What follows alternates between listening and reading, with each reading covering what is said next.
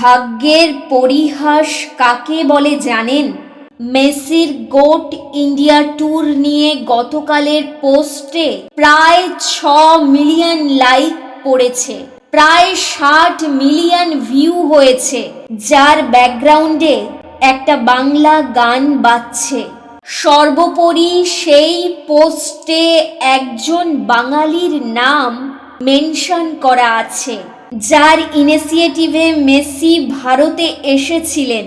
নামটা শতদ্রু দত্ত। অর্থাৎ পৃথিবীর প্রায় 60 মিলিয়ন লোক মেসির পোস্টে যে বাঙালির নামটা আজ দেখতে পাচ্ছে, সে লোকটা এখন আমাদের রাজ্যের জেলে।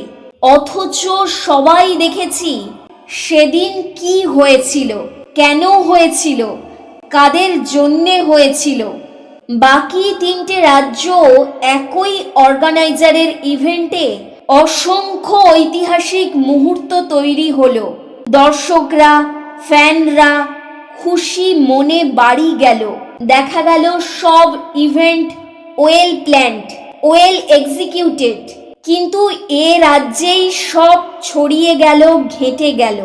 আর জেলে গেল কে? শুধু অর্গানাইজার।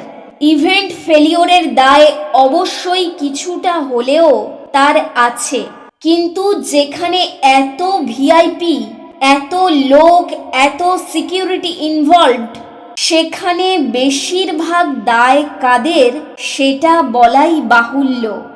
যাই হোক, বাঙালি হিসেবে একটাই ব্যাপার খারাপ লাগছে, স্বয়ং মেসি যে বাঙালিকে আজ ইন্ডিয়া ট্যুরের ক্রেডিট দিচ্ছে, বিভিন্ন রাজ্যের স্টাররা যে বাঙালিকে ধন্যবাদ জানাচ্ছে মেসিকে এনে এই রকম ইভেন্টগুলো করার জন্যে, তাকেই আজ ইভেন্ট ফেলিওরের দায়ে জেলে বসে থাকতে হয়েছে। এটাই ভাগ্যের পরিহাস।